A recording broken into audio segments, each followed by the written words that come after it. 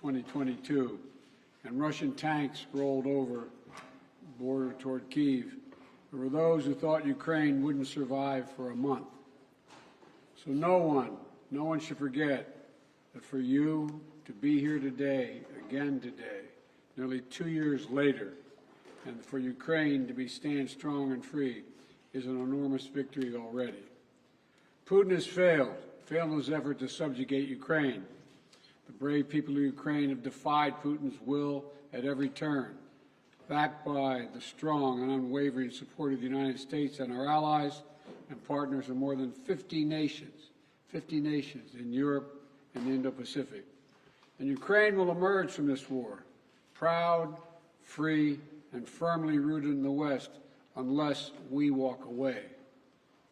The American people can be and should be incredibly proud of the part they played in supporting Ukraine's success.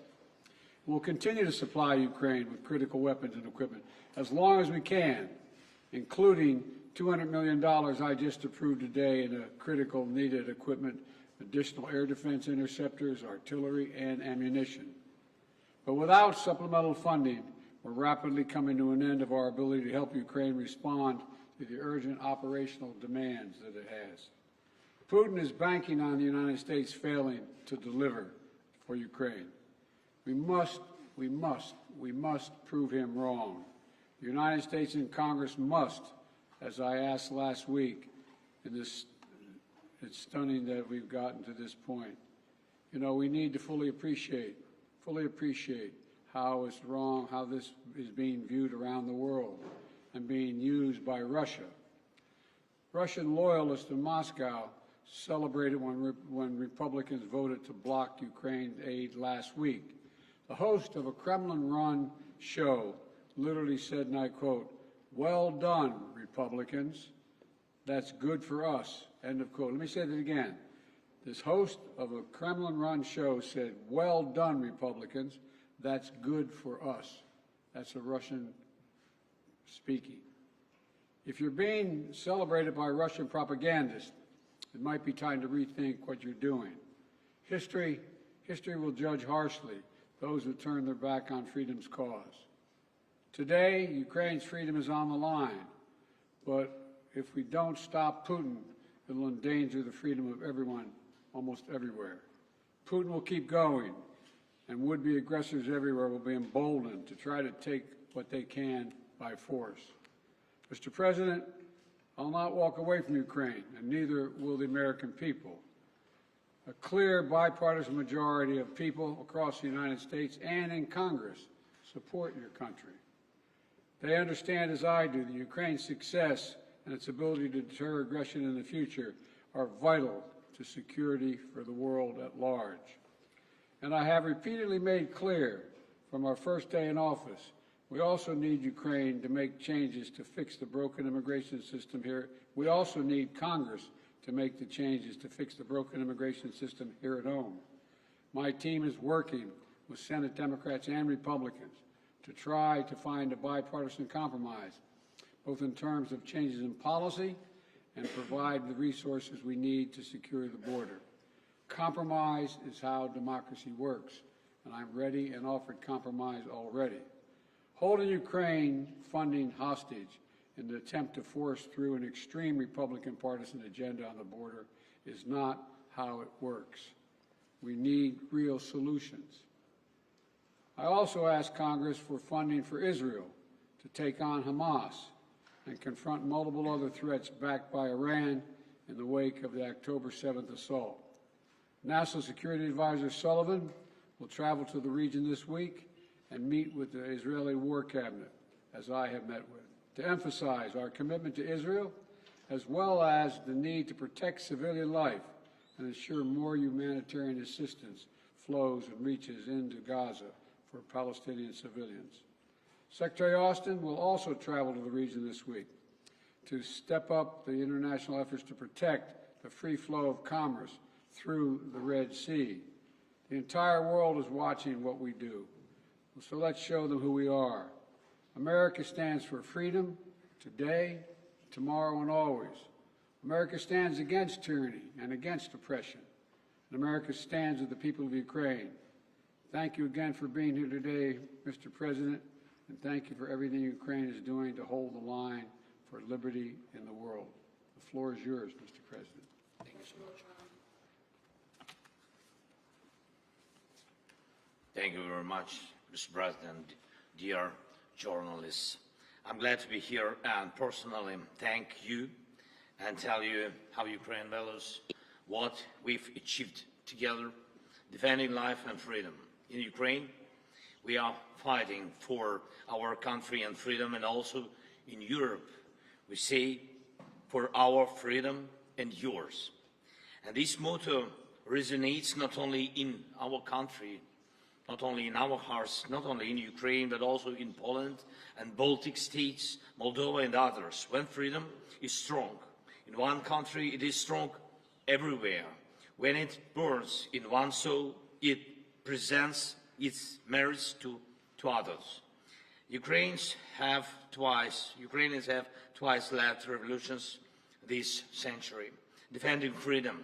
For nearly 2 years, we have been in a full-scale war, the biggest since World War II, fighting for freedom. We stand firm, no matter what Putin tries. He hasn't won any victories. Thanks to Ukraine's success in defense, other European nations are safe from the Russian aggression, unlike in the past. Ukraine can now tackle the Russian dictatorship, so our children and other nations won't have to shed their blood and sacrifice lives defending against Russian aggression.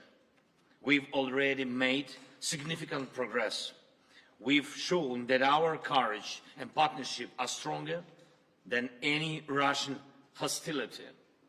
And we've freed 50% of the territories Russia occupied after February 24th. And we won the Black Sea and are reviving our economy. Thanks to maritime exports, Ukraine's 5% economic growth this year proves our effective partnership. And we've shown no Russian missiles can overthrow the powerful American Patriot systems. Thank you very much. And even during war, we are reforming our country and strengthening our institutions. Today, President Biden and I discussed how to increase our strength for next year. First, air defense and destroying Russian logistics on Ukraine's land. Mr. President, thank you very much for your supporting us. And in these areas, like our victory in the Black Sea, we aim to win the air battle, crushing Russian air dominance. This will intensify our ground advantages in 2024 with our control of the skies. Who controls the skies controls the war's duration. And today I would like to thank, of course, for yet another significant defense package with our defenders value very much. Second, yesterday I met with American defense company leaders. They advised us on how to make our defense industries work faster and more effectively. Thank you, President Biden, for this important initiative we started with you. Together, Ukraine and America can strengthen democracy's arsenal. And this is vital for other free nations and the US, as it involves your companies, technologies, and technology advancement and job creation. And it is important to know that 2/3 of American support for Ukraine remains and works in the United States. Third, I informed Mr. President that Ukraine has fulfilled all the recommendations of the European Commission regarding the preparation for a decision to start negotiations on Ukraine's accession to the EU. And we constantly communicate with European leaders about our joint steps, sanctions, and political efforts to pressure Russia. American leadership is crucial, is keeping this unity together, a unity that serves the entire free world. And I thank America for new sanctions. And today we discussed Putin's further isolation and making him pay for his aggression. It's very important that by the end of this year we can send a very strong signal of our unity to the aggressor and the unity of Ukraine, America, Europe, the entire free world. Everything we talked about today will help us in the year 2024. Today's discussions in the White House and in Congress across both parties and both chambers with a speaker were very productive, and I thank you for the bipartisan support. As we approach Christmas, on behalf of all our Ukrainian families separated by war and all sons and daughters on the front, Ukraine's greatest wish is to near this war's victorious end. No one but Putin wants a prolonged war. We dream of a Christmas in a peacetime, of course, and we are working to turn our battlefield success into peace. And we are heading there together with you, and thanks, of course, to your support. Thank you very much, Mr. President. Thank you, America. Slava Ukraini. Thank you. Look, we're going to alternate asking questions. We're going to ask a total of, each ask 2 questions. I will ask the first question. I will recognize the first question asker. I'll ask a question, Joel, too. But Danny Kemp.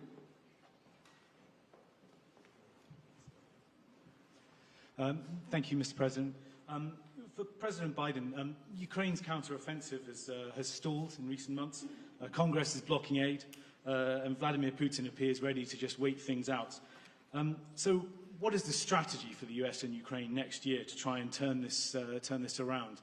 And if that fails, at what point do you say to Ukraine, as a friend, that it is perhaps time to start looking at peace talks? And for President Zelenskyy, welcome back to Washington. Can I ask you, did you hear what you wanted to hear from Congress and from President Biden? Or are you indeed more worried than when you got here? Thank you very much. Well, let me answer the question first. Let's put this in perspective. Remember how far Ukraine has come. Russia's failed thus far in trying to erase Ukraine from the map and subsume it into Russia. Ukraine has taken back more than 50% of its territory seized since February of 22, and has pushed back the Russian Navy so Ukraine can export grain and steel to the world through the Black Sea. And thanks to the incredible courage of the Ukrainian people and the bipartisan support from our Congress, but it's not just American support. There are more than 50 countries helping Ukraine with military, economic, and humanitarian assistance. 50. The burden sharing, the U.S. has put up $75 billion, and our allies and partners have put up $100 billion. And more than 90% of our security assistance to Ukraine is being spent in the United States to provide weapons for Ukraine and replenish our stockpiles and build our industrial base. We need to ensure Putin continues to fail in Ukraine and Ukraine to succeed. And the best way for that to do that is to pass the supplemental.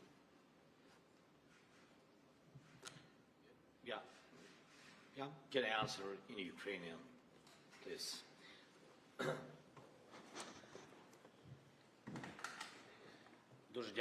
Thank you. First of all, I would like to add to the words of Mr. President Biden about successes. I think that these were not easy successes. Nonetheless, they were quite serious. They were serious steps forward. Indeed, we gained victory on the sea. We destroyed ships of the Russian Federation. We threw the remnants of their fleet to Russian territorial waters. They have something in the Black Sea, in the vicinity of our temporarily occupied Crimea, but we are going to proceed this activity.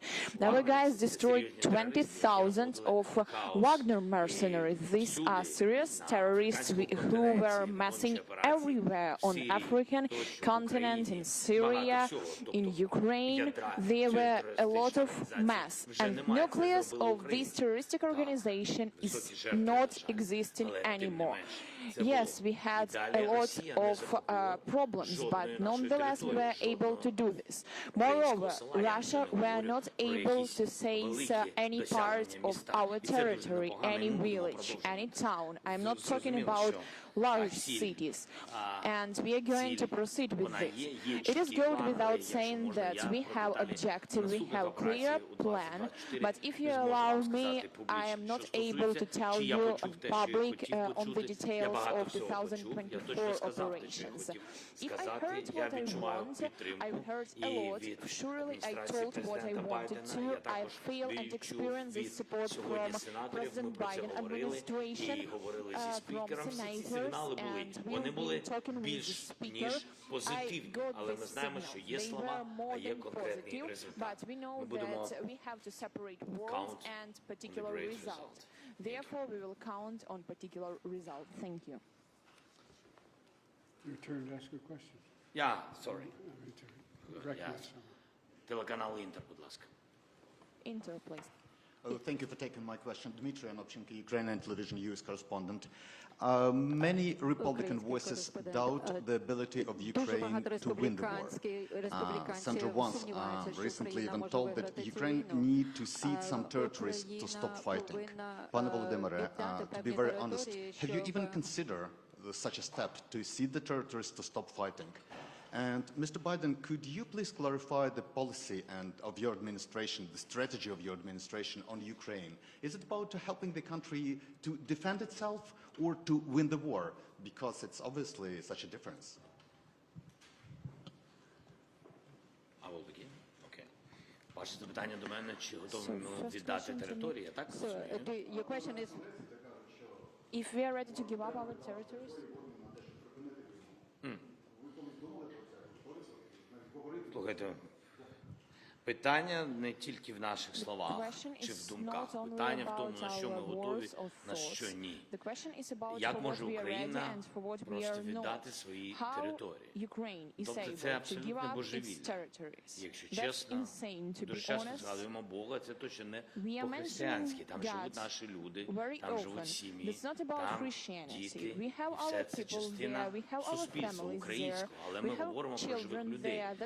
Їх над ними знущаються, їх гвалтують, їх вбивали. Ми це прекрасно знаємо. І тим голосам, які пропонують віддати наші території, як віддати своїх людей. Питання ж не тільки в землі, питання в живих людях, в їх судьбах, в історіях їх. Питання в цих сім'ях і в дітях. Віддати територію, віддати дітей. Ну нехай ті голоси. Я не знаю, хто про це говорить. У мене до них одне питання, чи готові вони віддати своїх дітей в руки терористам. Думаю, що ні. We want to see Ukraine win the war. And as I've said before, winning means Ukraine is a sovereign, independent nation and that can afford to defend itself today and deter further aggression. That's our objective. Trevor, Reuters. Thank you, sir. First, a question for both of you. Given the Republican skepticism of the Ukraine effort, do you worry that a second term for President Trump would be the end of an independent Ukraine? That's for both of you. And then for you, President Biden, just an update, if you could, on the situation in Gaza, on the reports that Israel has begun flooding Hamas tunnels, and just the offensive in southern Gaza generally. How long do you think that operation should last? Thank you. First of all, with regard to political support for Ukraine, there is a strong bipartisan political support for Ukraine. Small number of Republicans who don't want to support Ukraine, but they don't speak for the majority, even the Republicans, in my view. We're in negotiations to get funding we need, not to promise not making promises, but hopeful we can get there. I think we can. And you're right, the world's watching what we do. Would just send a horrible message to an aggressor and allies if we walked away at this time, and it would hurt our national security. Do you want me to answer the other question as well? With regard to, say it again? Sorry, so the question was just if you could talk a little bit about the Gaza operation, Israel flooding Hamas tunnels, and if you've had conversations with Bibi Netanyahu about how long that operation should last. Well, I have had conversations with Bibi Netanyahu, and I want to make sure that we don't forget what we're doing here. We have to support Israel because they're an independent nation that's being, I mean, the brutality, the inhumanity, the way in which Hamas treated the Israelis, and I mean, raping and burning and beheading. I mean, it's just beyond comparison, beyond comparison. And to anything else that I've seen since I've been here, and I've been around for a long time. But I think that we have made it clear to the Israelis, and they're aware, that the safety of innocent Palestinians is still of great concern. And so the actions they're taking must be consistent with attempting to do everything possible to prevent innocent Palestinian civilians from being hurt, murdered, killed, lost, etc. And look, it doesn't lessen the responsibility going after Hamas to innocent Palestinians and Hamas. Look, we have a responsibility to protect citizens and ensure they have access to humanitarian assistance. That's why I've worked so hard with our Arab friends as well as the Israelis to get humanitarian assistance into Israel, literally getting up to 140 trucks loaded with gear, loaded with food, loaded with everything that is needed by the Palestinians, including fuel. So, you know, Israel has stated its intent to fulfill these responsibilities. It's very difficult. With regard to the flooding of the tunnels, there is assertions being made that there's quite sure there are no hostages in any of these tunnels, but I don't know that for a fact. I do know that, though, every civilian death is an absolute tragedy, and Israel stated its intent, as I said, to match its words with its intent with actions. That's why I was talking about today.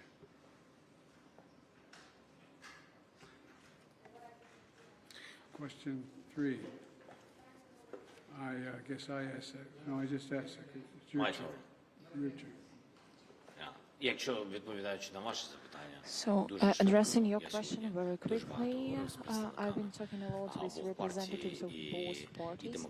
Both Democrats and Republicans proved full pledge support, and we will see, but before this, we've always been trusting in support of our strategic partner, the United States, and we will consider that it will continue in this way, and Ukraine will not remain alone against such a critical terrorist as the Russian Federation.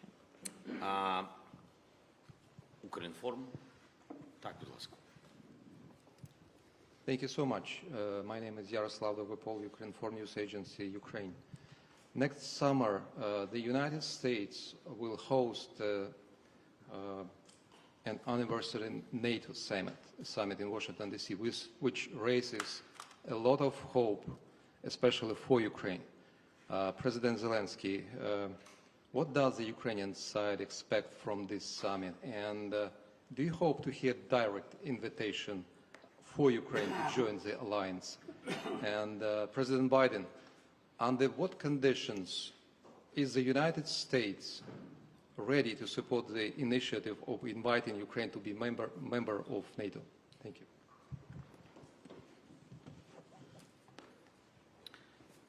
Thank you for your question. I will answer very quickly on this very complicated question. We are not allies till now. We are not we are allies, but we are not members of NATO. So that's why I think I will pass this question to our big friend, President Biden. Well, look, I'm very proud that how strong and unified NATO has become. And now it's even larger. Putin wanted the federalization of NATO when I met with him in Geneva right after I was elected. And he's gotten the NATOization of Finland instead. And NATO will be in Ukraine's future, no question about that. But as we said in Vilnius, Ukraine will become a member of NATO when all allies agree and conditions are met. Right now, we have to make sure they win the war. And, you know, we launched a joint declaration of support alongside President Zelenskyy and the G7 leaders in Vilnius, outlining a long-term commitment to supporting Ukraine's defense needs. We also hosted a defense industry conference last week here in D.C. to get that critical work done. So it's a step at a time. Thank you all very, very much. This concludes the, thank you everybody. Thank you everyone. This concludes the press conference. Thanks everybody. Thanks everybody.